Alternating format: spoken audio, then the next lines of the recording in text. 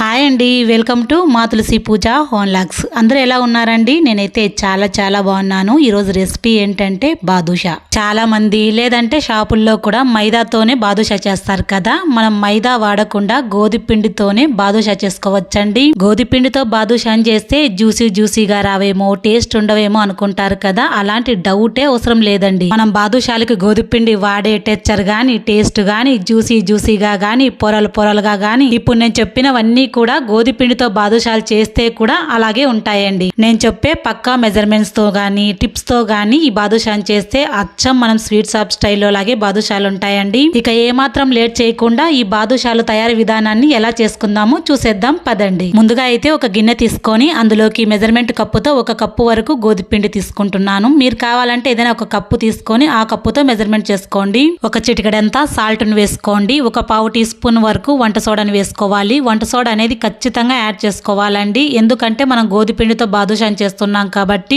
వంట soda place లో మీరు బేకింగ్ పౌడర్ అయినా వేసుకోవచ్చండి. 1 టేబుల్ స్పూన్ వరకు నెయ్యి వేసుకోండి. నెయ్యి ప్లేస్ లో డాల్డా కూడా యాడ్ చేసుకోవచ్చు. డాల్డా అనేది అంత హెల్దీ కాదు కదండి. అందుకే 1 టేబుల్ స్పూన్ వరకు నెయ్యి వేసుకొని ఇప్పుడు వేసుకునే ఇంగ్రీడియంట్స్ అన్ని పిండిలో కలిసేట్టుగా బాగా కలుపుకోవాలి. ఇలా ముద్ద చేస్తే ముద్ద ఎలా ఉండాలండి. ఈ పిండి అంతా ఇలా కలుపుకున్నాక కొద్దిగా నీళ్లు పోస్తూ మిక్స్ చేసుకోండి. పిండిని మరీ ఒత్తుతూ కలపకూడదండి. మనం గులాబ్ జామున్ కి ఎలా అయితే పిండిని కలుపుకుంటాము సేమ్ అదే విధంగానే ఇలా వేళ్లతోనే కలుపుకోవాలి. అలా అయితేనే బాదుషాలు అనేది చక్కగా వస్తాయి. ఇలాంటివి చిన్న టిప్స్ పాటిస్తూ బాదుషాని చేసుకోవాలండి. ఇలాగా వీడియోలో చూపించినట్టుగా ఇలా కలుపుకోవాలన్నమాట. మరి వత్తి పిండిని అనేది కలపకూడదండి. అలా కలుపుకున్నారనుకోండి బాదుషాలు అనేది గట్టిగా వచ్చేస్తాయి. ఇలా మిక్స్ చేసుకొని మూత పెట్టుకొని కనీసం అంటే ఒక 20 నిమిషాల పాటు నానబెట్టుకోవాలండి. 20 నిమిషాల తర్వాత పిండిని చూపిస్తున్నాను చూడండి, చక్కగా నానిపోయింది. ఇలా నానబెట్టుకోవాలన్నమాట. ఇలా నానబెట్టుకున్న తర్వాత ఒకసారి మిక్స్ చేసుకోండి. పిండినంతా ఒకసారి మిక్స్ చేసుకున్నాక ఈ సైజులో అయితే బాదుషాలు చేసుకోవాలండి. మరి పెద్ద సైజులో కాకుండా, అలా అని మరి చిన్న సైజులో కాకుండా ఈ సైజులో అయితే సరిపోతాయి. 1 కప్పు గోధుమ పిండికి 9 బాదుషాలు అయితే అయ్యాయండి. ఒక్కొక్క పిండి ముద్దను తీసుకొని అరచేత్తోని ఇలా రౌండ్గా చేసుకోవాలి. గట్టిగా ఒత్తుతూ చేసుకోవాలి. ఇలా చేసుకున్నాక మధ్యలో వేలుతోని ఇలా హోల్ పెట్టుకోవాలి. 2 పక్కల వచ్చే విధంగా హోల్ పెట్టుకోకూడదండి. ఒక సైడుకు మాత్రమే హోల్ వచ్చే విధంగా పెట్టుకోవాలి. ఇలాగే మిగతా పిండి ముద్దను తీసుకొని ఇలా రౌండ్గానే చేసుకోవాలి. ఇలా అరచేత్తోనే రుద్దుతూ రౌండ్గా చేసుకొని మధ్యలో హోల్ పెట్టుకోవాలి. ఇలాగే మిగతా వాటిని అన్ని చేసుకొని ఇప్పుడు వీటన్నిటిని కాల్చుకుందాము. స్టవ్ మీద ఒక కడాయి పెట్టుకొని అందులోకి డీప్ ఫ్రైకి సరిపడా ఆయిల్ వేసుకొని ఆయిల్ అనేది గోరువెచ్చగా ఉండాలండి. ఆయిల్ అనేది గోరువెచ్చగా ఉన్నప్పుడు మాత్రమే బాదుషాలను వేసుకోవాలండి. వేడి ఆయిల్లో వేసుకున్నారనుకోండి పైన మాత్రం కలర్ వస్తాయి, లోపల పచ్చిగానే ఉంటాయి. ఇప్పుడు స్టవ్ అనేది లో ఫ్లేమ్ లో పెట్టుకొని మాత్రమే బాదుషాలను వేయించుకోవాలండి. బాదుషాలను అస్సలు మెదిలేయకూడదు. అవంతకు పైకి తేలేంత వరకు కూడా వదిలేయాలి.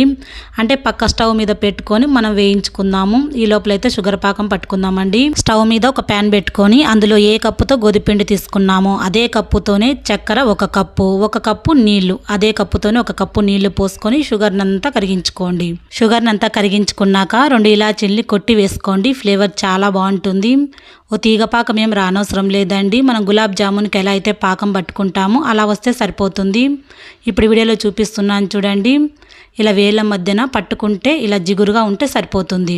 ఈ బాదుషాలకు ఎలాంటి పాకం రానవసరం లేదండి. కాస్త ఇలా జిగురుగా తగిలితే సరిపోతుంది. ఇలా రెడీ చేసుకున్న తర్వాత ఈ పాకం చల్లారిపోకుండా ఒక మూత పెట్టుకొని పక్కన పెట్టేసుకుంటే సరిపోతుంది. ఈ లోపు మనం ఆయిల్లో వేసిన బాదుషాలు కూడా చక్కగా పైకి తేలాయి చూడండి. స్టవ్ లో ఫ్లేమ్ లో పెట్టుకొని మాత్రమే ఇలా వేయించుకున్నాం అనుకోండి లోపల కూడా చక్కగా కుక్ అవుతాయి బాదుషాలన్నీ. ఒక సైడ్ కాల్చిన బాదుషాలన్నిటినీ కూడా ఇలా టర్న్ చేసుకొని ఆ సైడ్ కూడా స్టవ్ లో ఫ్లేమ్ లో పెట్టుకొని మాత్రమే కాల్చుకోవాలండి.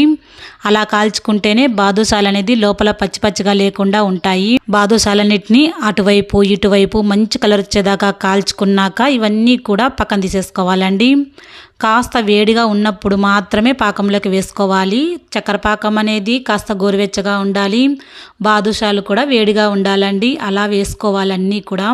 అలా అయితే తొందరగా పాకం అనేది పీలుస్తుంది. బాదుషాలన్నిటిని పాకంలోకి వేసుకున్నాక మూత పెట్టుకొని ఒక 5 నిమిషాలు ఉంచండి. ఎక్కువసేపు ఉంచారనుకోండి బాదుషాలన్నీ కూడా చాలా సాఫ్ట్ అయిపోయి విరిగిపోతాయి.